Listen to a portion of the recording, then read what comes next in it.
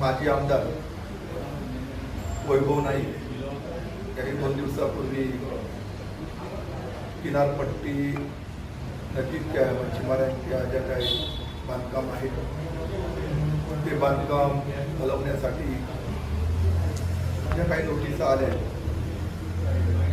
या संदर्भात आपले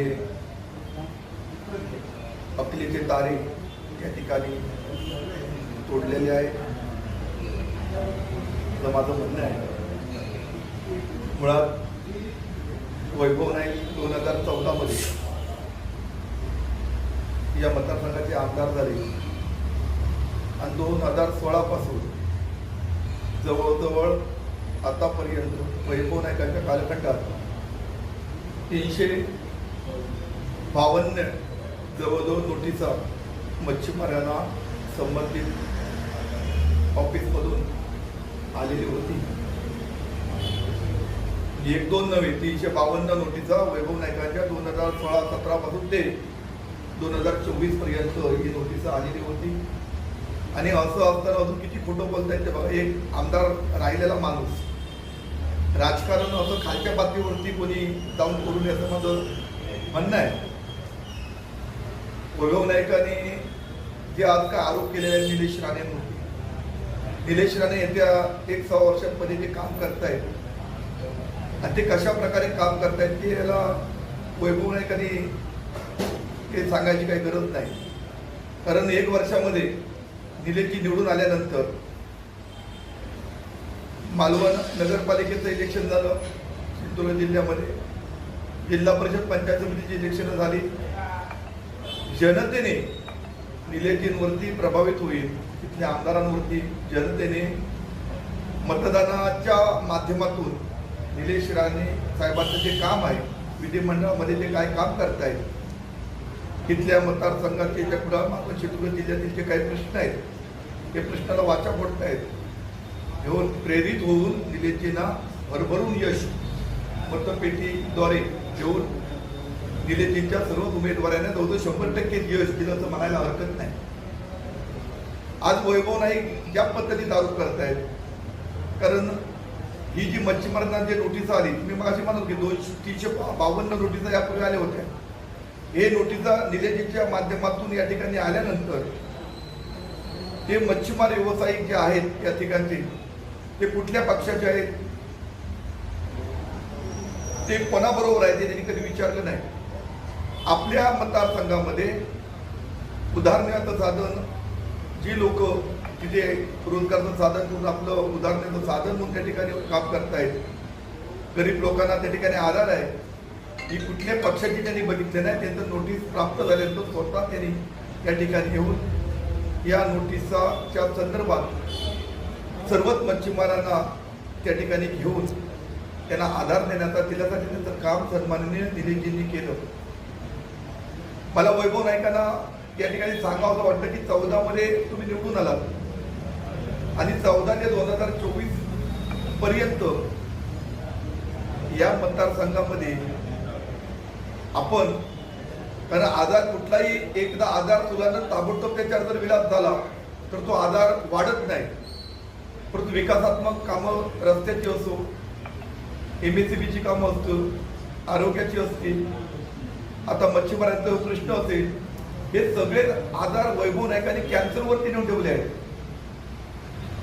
साधे साधे आजार होते ते आजार वाढवून वैभव नाईकांनी आपल्या कालखंडामध्ये कॅन्सरमध्ये रूपांतर केलं आहे. आणि आता अशा परिस्थितीत निलेशजी या आजाराचं कशा प्रकारे ऑपरेशन करून त्यांना चांगला न्याय देण्यासाठी निलेशजी प्रयत्न करत आहे. हे कर्म सगळं वैभव नाईकांचं आहे. आणि आज वैभव नाईकांना काय समजत नाही. बघा, वैभव नाईकांचं राजकारण जनतेने हे ओळखलं पाहिजे. वैभव नाईक आता जे जिल्हा परिषद पंचायत समिती नगरपालिकेला जे उमेदवार देत आहेत ते उबाटाचे मुद्दे देत आहेत, ते उबाटालाही फसवत आहेत, जनतेला फसवतात. पण माझं म्हणणं आहे ते उद्धव ठाकरेंना सुद्धा फसवत आहेत. कारण उबाटामध्ये त्यांना उमेदवार देतात, ते उमेदवार कोण विकले जात आहे, कोण मागे घेऊन विड्रॉ करताय, कोण परत निवडून आल्यानंतर गट स्थापन करताय, काय त्याला म्हणजे भरकटलेलं जात कसं आहे त्याच्या प्रकारचं ते आहे. यांच्या मागे कोण आहे, प्रत्येकाची विचारधारणा वेगळी आहे. परंतु आज आपण आपला पक्ष जो काय राहिलेला आहे तो पक्ष सांभाळण्याचं काम करावं. कार्यकर्त्यांना सुद्धा तुम्ही तुमच्या पक्षात त्यात फसवताय, त्यांची फक्त मतं त्याचा वापर करून तुम्ही घेताय.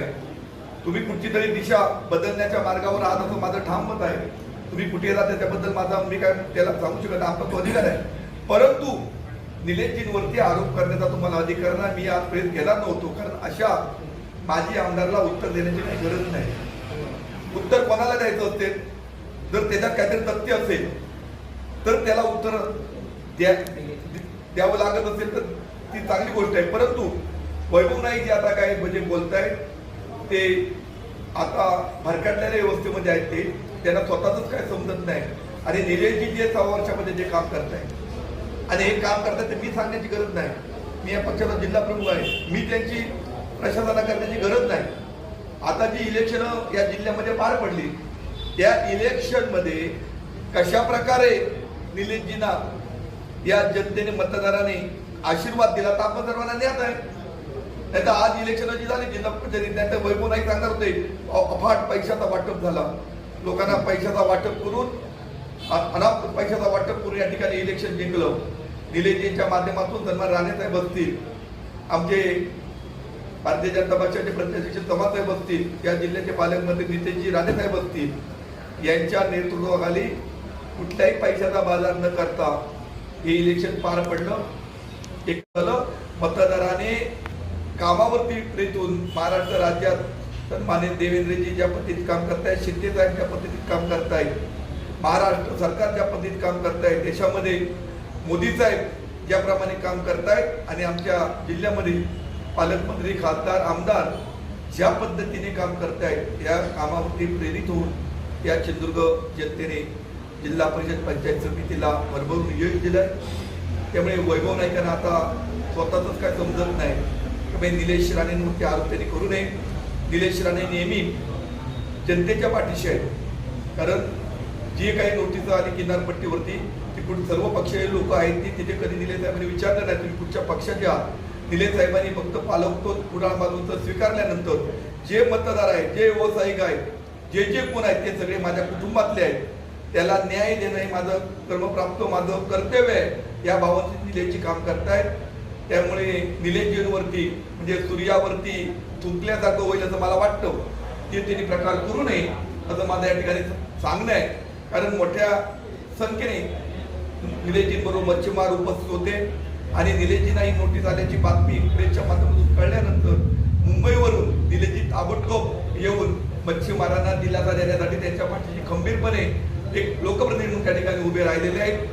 ज्या माध्यमातून नोटिसा येत आहेत, ज्यांची तक्रार आहे त्यांना सुद्धा कन्व्हिन्स विनंती करण्याचा प्रयत्न सन्माननीय निलेशजी साहेब निलेशजी करतायत आणि माझ्या माहितीप्रमाणे श्री रामेश्वराच्या कृपेने हे जे काही संकट आलेले ती कायमस्वरूपी टळेल असं माझी स्वतःची भावना आहे.